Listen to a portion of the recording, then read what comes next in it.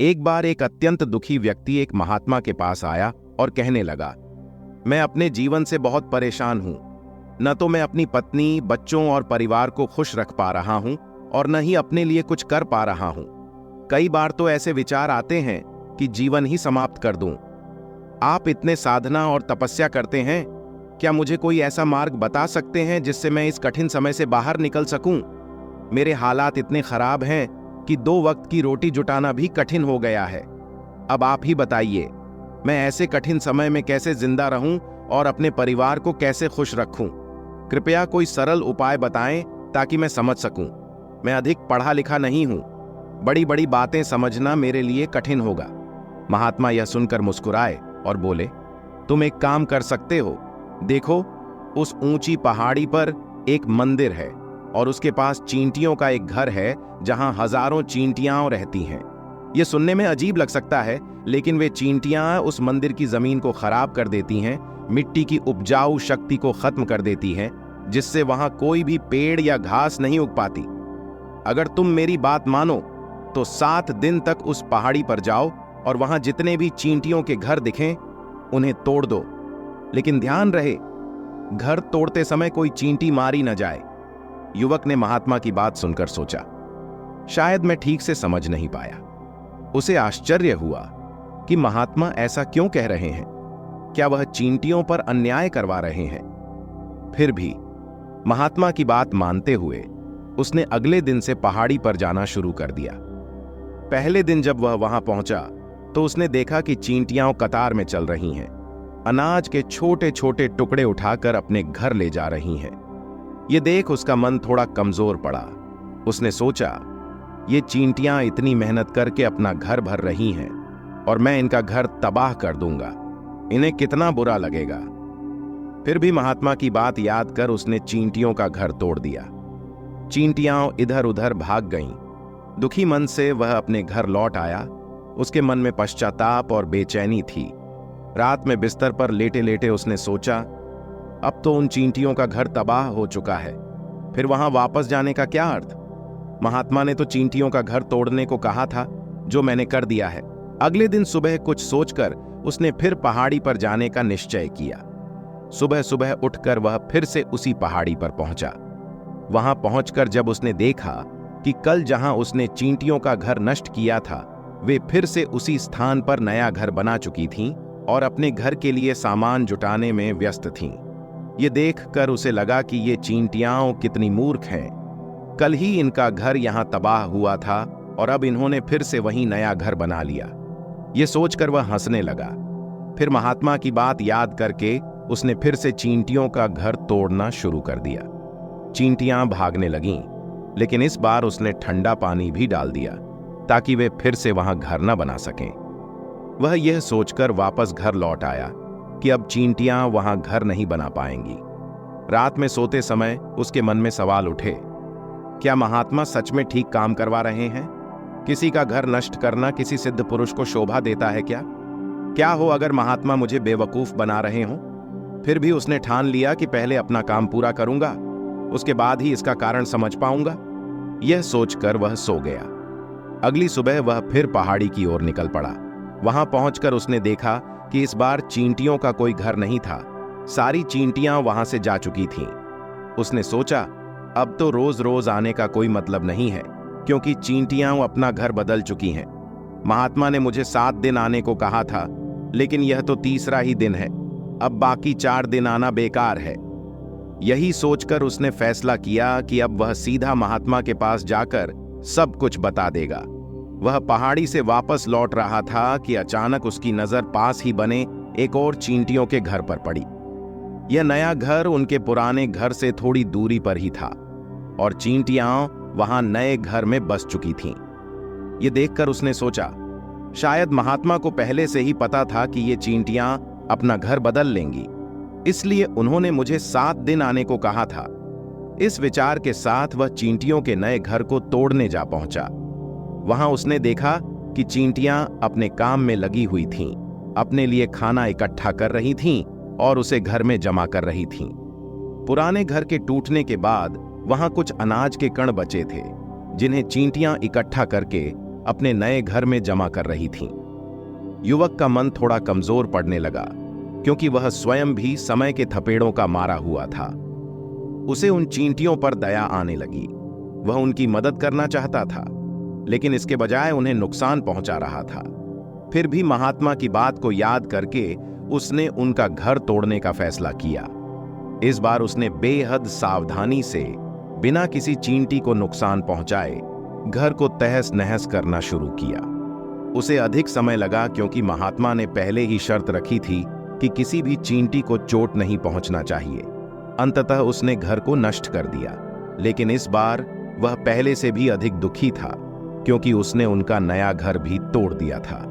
अब उसे अपने आप पर ग्लानि होने लगी और उसने खुद को शैतान या राक्षस समझना शुरू कर दिया।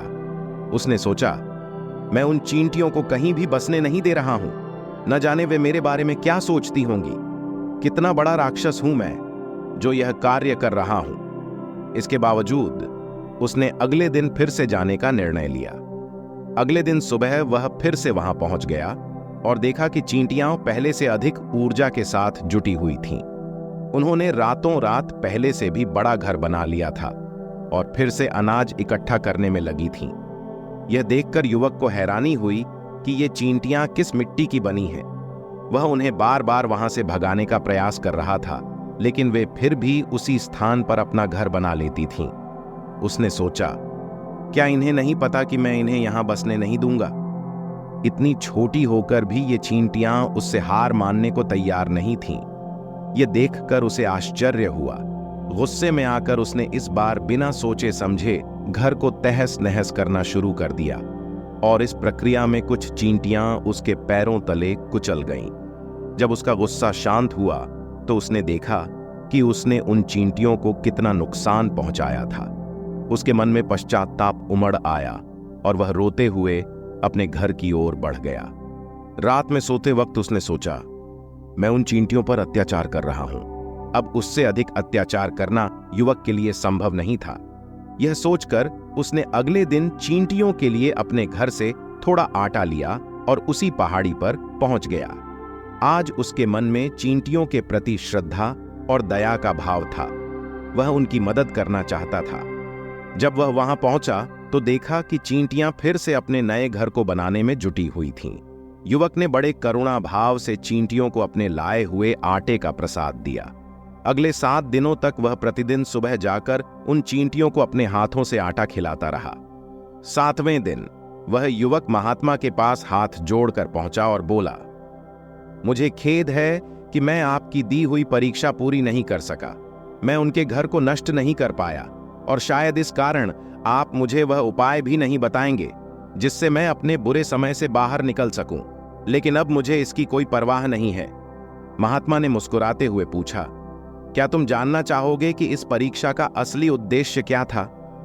फिर वे बोले, एक छोटी सी चींटी हमें जीवन का गहरा संदेश दे जाती है। मैंने तुम्हें उन चींटियों का घर तोड़ने के लिए नहीं भेजा था, बल्कि यह देखने के लिए भेजा था कि तुम उनसे क्या सीख सकते हो। क्या तुम मुझे बता सकते हो, तुमने उन चींटियों से क्या सीखा? युवक ने पूरी कहानी महात्मा को सुना दी। कहानी सुनने के बाद महात्मा ने मुस्कुराते हुए कहा, बेटा, पहली सीख जो इन चींटियों से मिलती है वह यह है कि चाहे कितनी ही बार उनका घर तोड़ा गया, फिर भी उन्होंने कभी हार नहीं मानी और हर बार अपना नया घर बनाने में जुट गईं। अगर वे हार मान लेती तो तुम्हें वहां एक भी चींटी नहीं मिलती। जीवन कार्यशीलता का नाम है, लेकिन हम मनुष्य कुछ असफलताओं के बाद ही टूट जाते हैं, हताश हो जाते हैं और अपने प्रयासों को छोड़ देते हैं।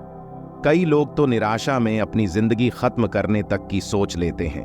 जानवरों में देखो, वे कितनी भी तकलीफ में हों, भूखे हों, फिर भी अपने जीवन के लिए संघर्ष करते हैं।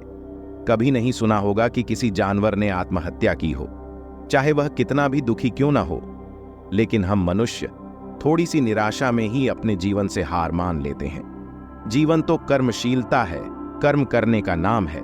मृत्यु तो बस अंतिम विश्राम है, परम विश्राम है। इसलिए मृत्यु से पहले कर्म करना कभी मत छोड़ना। मृत्यु के बाद तो तुम्हें परम विश्राम मिल ही जाएगा, तो उससे पहले कर्म क्यों छोड़ रहे हो? यदि तुम्हारा एक घर टूट गया है तो दूसरा घर बनाने का प्रयास करो। मेहनत करते रहो और देखो, जिन्होंने कोशिश नहीं छोड़ी उन्होंने अंततः सफलता पाई। यह तुम उन चींटियों से देख चुके हो। सोचो, वे चींटियां आकार में तुमसे कितनी छोटी हैं और तुम इतने बड़े हो, पर उनका मन और संकल्प तुम्हारे मन से कहीं अधिक विशाल और मजबूत है। कितनी ही बार उनका घर टूट गया, लेकिन उन्होंने कभी हार नहीं मानी। यही पहली सीख है। चाहे कितनी भी कठिनाइयां आएं, हमें कभी हिम्मत नहीं छोड़नी चाहिए। दूसरी सीख यह है कि जब भी हमारे जीवन में बुरा समय आता है, हमें लगता है कि यह समय कभी नहीं जाएगा, यह हमारी जिंदगी को बर्बाद कर देगा और हमें खुश रहने का मौका नहीं देगा। हमारे मन में उठने वाले ये नकारात्मक विचार, जो केवल हमारे ही दिमाग की उपज होते हैं, हमें दुखी कर देते हैं। इन विचारों का असल में कोई अस्तित्व नहीं होता, फिर भी हम इन्हें सच मानकर प्रयास करना छोड़ देते हैं।